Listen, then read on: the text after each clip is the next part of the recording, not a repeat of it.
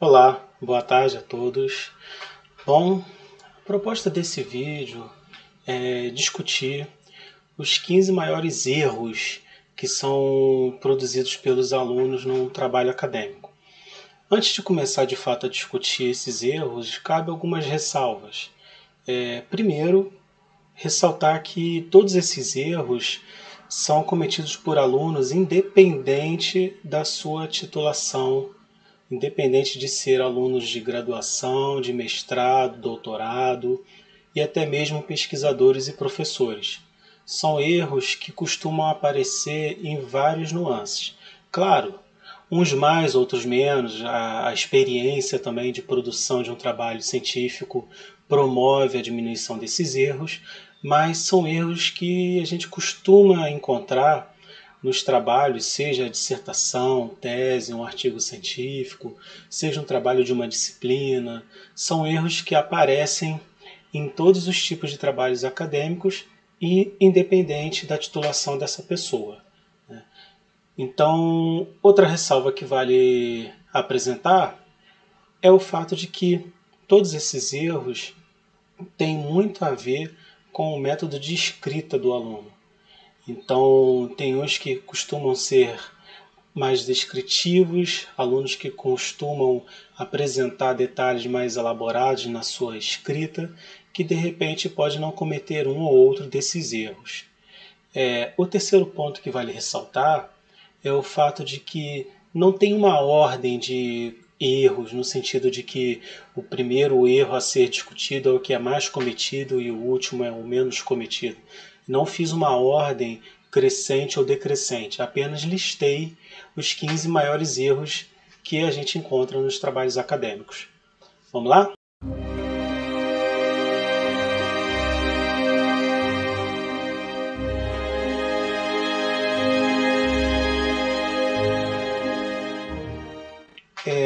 Primeiro erro, diz respeito ao resumo. E aqui o resumo vai apresentar pelo menos 3 erros muito comuns. O primeiro erro é o fato de que o resumo ele tem que ser informativo. Muitas das vezes a gente encontra resumos dos trabalhos que apresentam as motivações do pesquisador ou do aluno, um resumo que apresentado em tópicos, por exemplo. A gente tem um resumo, inclusive, numerado, em que número 1 aí aparece um objetivo, número 2 aparece uma questão motivacional do pesquisador ao elaborar esse texto. E não é essa a proposta. O resumo ele tem que ser informativo, ele tem que ser conciso, apresentar os dados principais do trabalho sem apresentar no formato de tópicos. É um texto corrido, é um único parágrafo. Então esse erro ele deve ser evitado ao máximo, porque muitas das vezes, principalmente quando a gente pensa num trabalho que está sendo submetido para uma banca de defesa de dissertação ou de tese, ou um trabalho que está sendo submetido para uma revista científica, ele pode ser reprovado pelo simples fato do resumo não ser informativo. Vamos para o segundo erro. O segundo erro é não apresentar as características básicas de um resumo. O que o resumo de fato tem que apresentar? Ele tem que ter uma frase, pelo menos, em que a gente possa entender a introdução do trabalho, o objetivo do trabalho, a metodologia que foi aplicada, os resultados parciais ou integrais e as considerações do trabalho.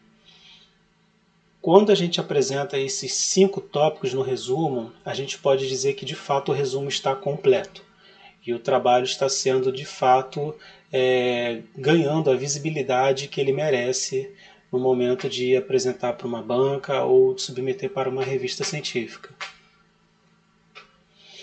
O terceiro ponto é que o resumo não pode apresentar citações. Esse é um erro muito comum. A gente às vezes encontra um resumo que aparece uma citação de um trabalho científico ou de um outro livro que a pessoa leu, e o resumo ele não pode desenvolver o trabalho em si. O resumo ele tem que ser conciso. Ele tem que ser a base para com que o leitor, ao olhar aquele resumo, entenda do que o trabalho trate. Então a gente não pode se preocupar em já desenvolver o trabalho no próprio resumo. Além de que é errado quando a gente pensa nas normas da ABNT. Então esse terceiro erro ele deve ser evitado ao máximo. Vamos partir para o quarto erro. O quarto erro ele diz respeito às palavras-chave do trabalho acadêmico. A gente tem que priorizar o uso da linguagem controlada. O que acontece? É muito comum a gente ter uma elaboração de um trabalho acadêmico e aplicar as palavras-chave que a gente considera pertinentes. E de fato, muitas das vezes são. A gente escreveu o trabalho, quem é melhor do que a gente para dizer o que a gente considera importante para aparecer uma palavra-chave, né? Só que quando a gente está dentro de uma determinada área de conhecimento, muitas das vezes o nosso trabalho ele tem um conteúdo que já conversa com determinadas palavras-chave daquela área. Então a gente pode desenvolver um trabalho, escrevê-lo normalmente, e na hora de aplicar as palavras-chave daquele trabalho acadêmico, primeiro considerar se já existe um vocabulário controlado sobre aquele trabalho científico, sobre aquela área, né, ao qual eu estou pesquisando. Então, por exemplo, se eu estou elaborando um trabalho que faz parte da área do conhecimento da saúde, seja saúde pública, epidemiologia, independente da vertente, muito provavelmente já existem bases de dados e sites que aplicam uma linguagem controlada. A gente pode encontrar no próprio BVS, na PubMed, em várias bases de dados, uma linguagem que já apresenta os termos convencionais daquele tema. Isso é muito importante, porque quando a gente utiliza uma linguagem controlada, a gente, primeiro, sistematiza o trabalho acadêmico e, segundo, consegue dar uma visibilidade adequada para aquele trabalho. Afinal de contas, a gente está dizendo que aquele trabalho acadêmico ele conversa com uma determinada área. Então é muito pertinente, antes de aplicar qualquer palavra-chave, a gente verificar se já existe uma linguagem controlada daquele trabalho acadêmico, que converse com aquele trabalho acadêmico. O quinto erro é o fato de que, se não houver uma linguagem controlada, a gente pode pelo menos considerar o uso de conceitos ou áreas do conhecimento que são descritas no decorrer do trabalho acadêmico.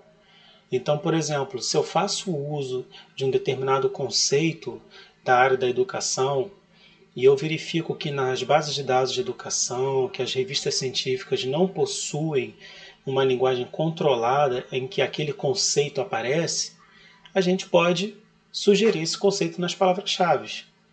Então, por exemplo, utilizar a educação inclusiva.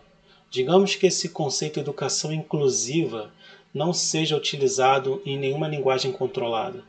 Só que é um conceito que é muito pertinente. Ele praticamente é discutido ao longo do meu trabalho acadêmico inteiro. Então, com certeza, a gente pode dar uma ênfase e colocar esse conceito de educação inclusiva como palavra-chave. Cabe ter um critério.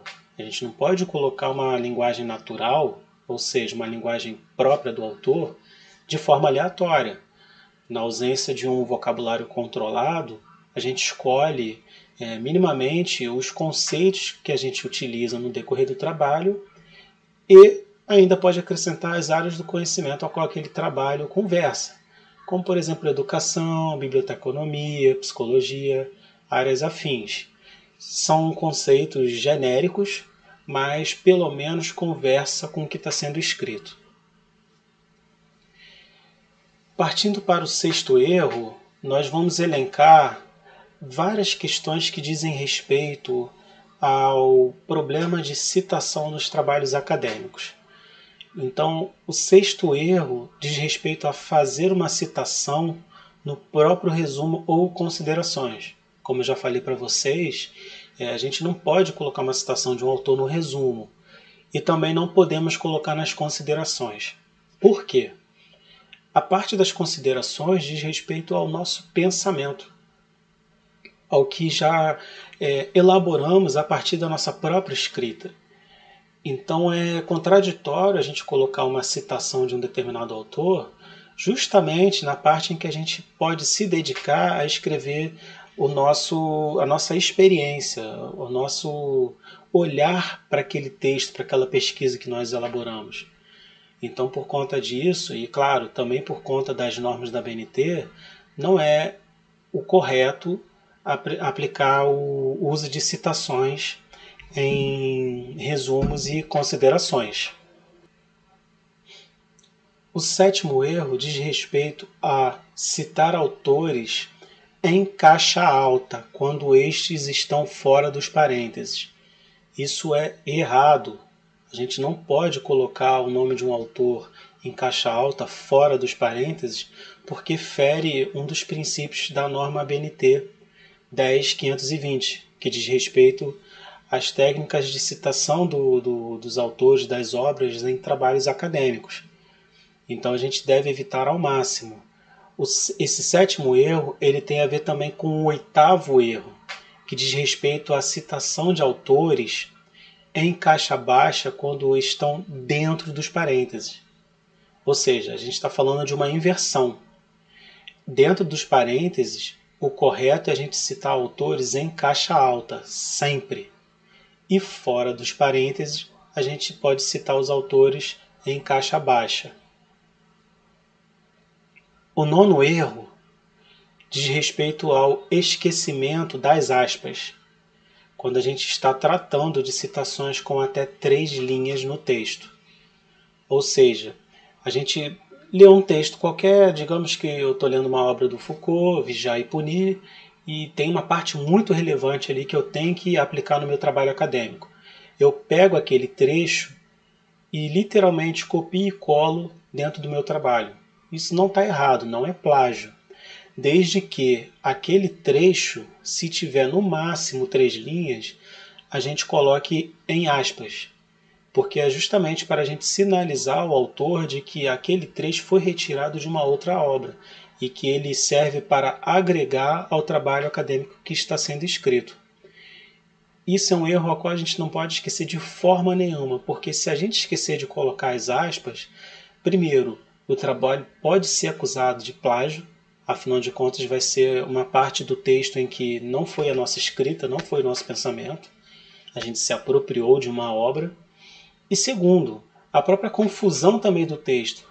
O leitor pode pegar o trabalho acadêmico e não conseguir entender a diferença entre a sua linha de pensamento e o pedaço que você utilizou de um determinado autor, de uma determinada pesquisa. Então deve-se evitar esse erro ao máximo também. O 10º erro diz respeito ao contrário. Quando a gente elabora uma citação muito grande, a gente tem que botar essa citação em destaque no texto. A gente coloca com recuo e são citações com mais de 3 linhas, ou seja, 4 linhas para cima. Essa citação ela tem que ficar destacada no corpo do texto. Qual a consequência disso? São citações que também não devem ter aspas. Por uma questão de norma da BNT, claro, mas também por uma questão de redundância, porque as citações longas não necessitam de aspas. Afinal de contas, elas já estão destacadas do texto. Elas ficam no formato de um bloco fora do corpo do texto. Então não há uma necessidade de colocar as aspas. É uma questão de redundância. Então é um erro menor, mas que também aparece muito nos trabalhos acadêmicos. Bom, o 11º erro diz respeito ao esquecimento de colocar o número da página quando a citação for direta. O que acontece?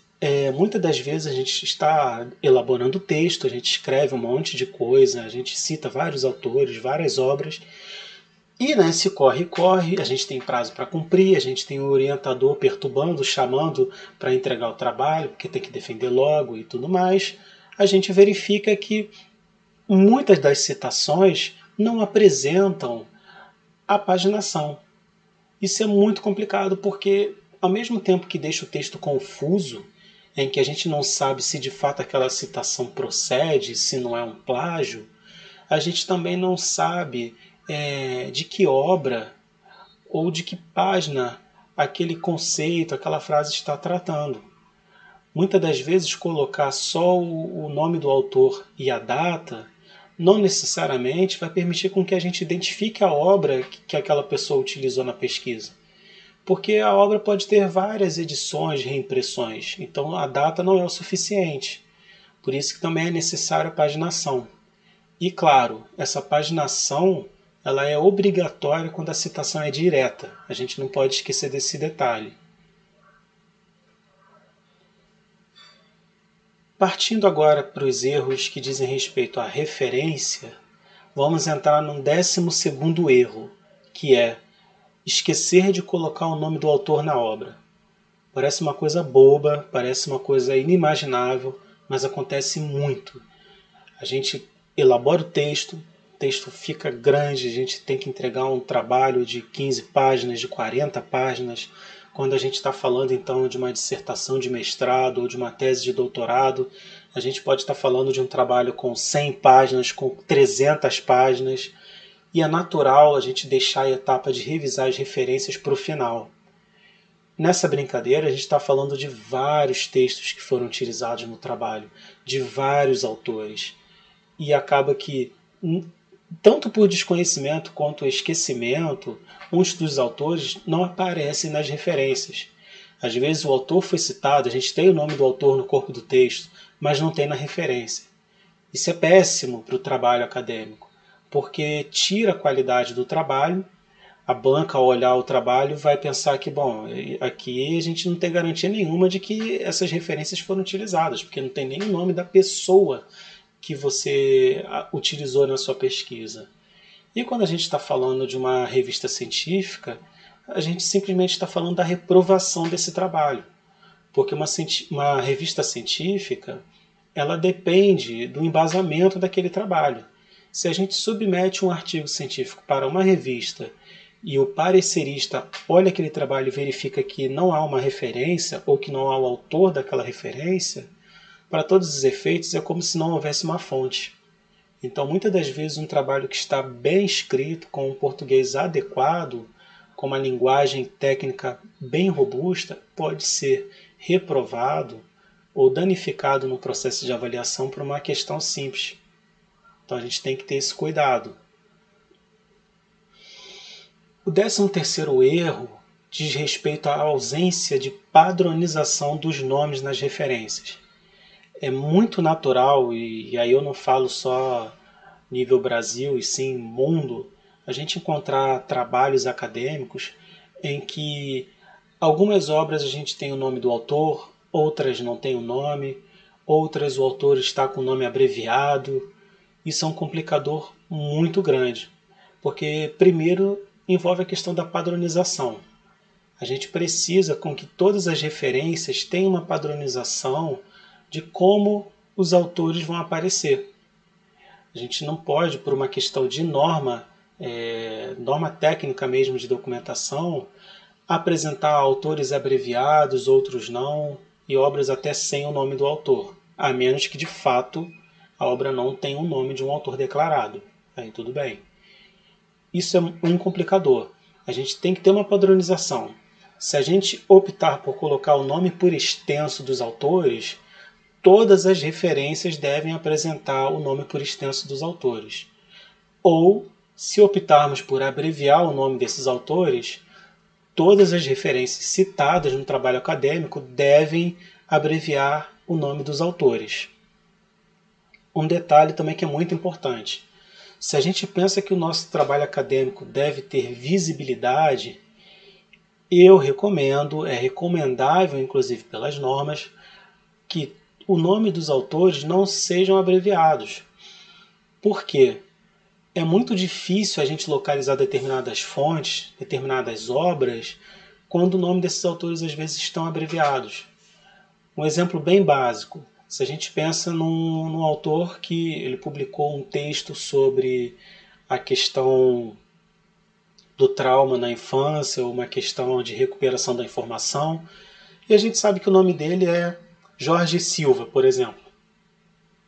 Eu vou colocar abreviado nas referências Jorge S. Eu praticamente estou dizendo que eu não vou recuperar aquela referência no trabalho acadêmico. Porque, primeiro, quantos Silvas a gente encontra de sobrenome no Brasil? Já é muito complicado, né? Se a gente pensar que o sobrenome ainda por cima está abreviado, dificilmente o leitor vai conseguir recuperar aquela informação. Ele vai ter que se utilizar de outros meios, tentar encontrar pelo título, pelo link da obra, se ela for uma obra no formato eletrônico, e não necessariamente a gente tem garantia de encontrar. Muitas das vezes esses outros dados são superficiais, um título genérico, difícil de recuperar. Então a gente tem que ter uma preocupação não só com o texto acadêmico, mas também com o modo de tornar esse trabalho acadêmico visível para o leitor, agradável para o leitor, também poder dar uma continuidade à sua pesquisa ou trazer contribuições relevantes para ti. Então isso é um erro que a gente deve evitar ao máximo.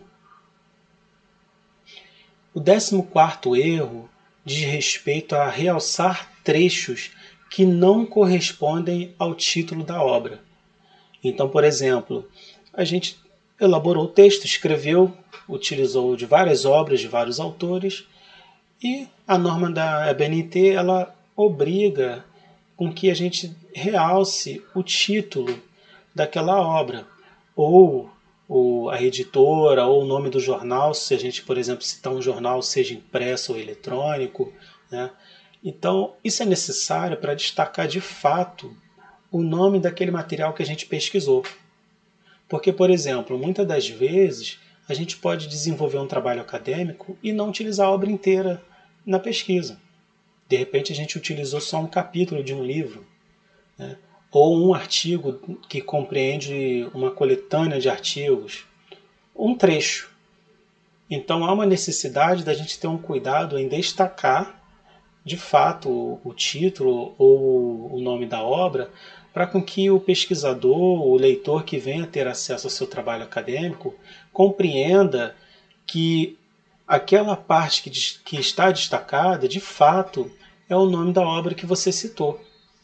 Errar esse destaque, colocar, por exemplo, em negrito ou em itálico o nome do autor ou uma editora, vai fazer muitas das vezes com que o leitor considere aquele título destacado como o nome da obra e vai fazer com que o leitor recupere um item errado, um item que de repente você nem utilizou. Então, não é uma questão estética destacar um título, destacar o nome da obra.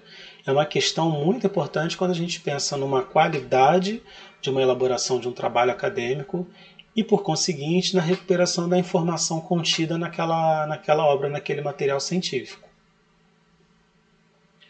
O 15º erro, o último, diz respeito a colocar somente o link das obras eletrônicas citadas.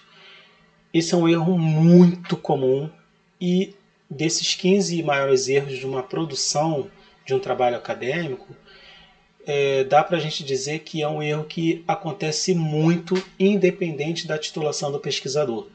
Seja um aluno de graduação, seja um aluno de mestrado, de doutorado, seja um pesquisador com longa experiência, é um erro muito comum. A gente trabalha, a gente desenvolve um texto, escreve, passa dias, semanas, meses, e muitas das vezes a gente cita, pesquisa muitos materiais eletrônicos e a gente só vai copiando e colando os links, seja por um descuido técnico mesmo, de escrita científica do próprio pesquisador, seja por considerar que aquele link é o suficiente, né? Só que tem um problema. O primeiro problema é o fato de que, além disso ser um erro segundo as normas, isso inviabiliza uma boa recuperação da informação. Porque às vezes o link não diz dentro da sua inscrição o nome do autor daquela obra, o título daquela obra, por conseguinte não diz de que se trata aquela obra. Então a gente tem um link que é não é nenhuma informação, é um dado muito genérico.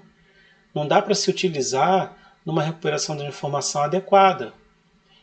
E o segundo fator que diz respeito a esse erro, que é o principal de todos, é o fato de que link de um documento eletrônico constantemente quebra.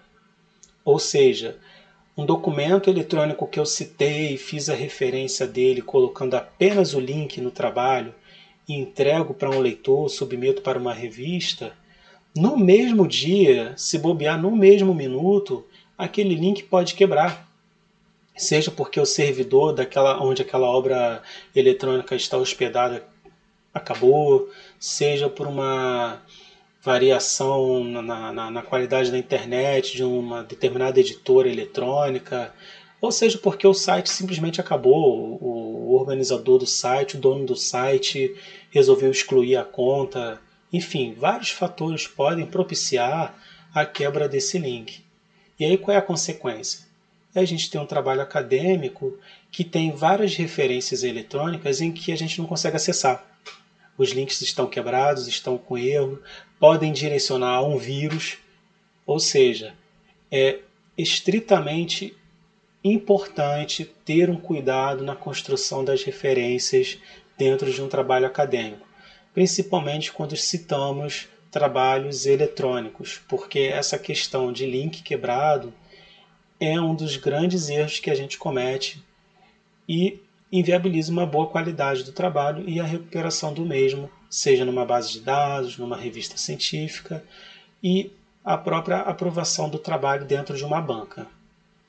Bom, esses são os 15 maiores erros que fazem parte da elaboração de um trabalho acadêmico. São erros que são encontrados na minha experiência, seja como orientador, seja como aluno também. Afinal de contas, no decorrer da minha experiência como aluno de graduação, mestrado, doutorado, eu mesmo cometi alguns desses erros. Então é natural o aprendizado constante.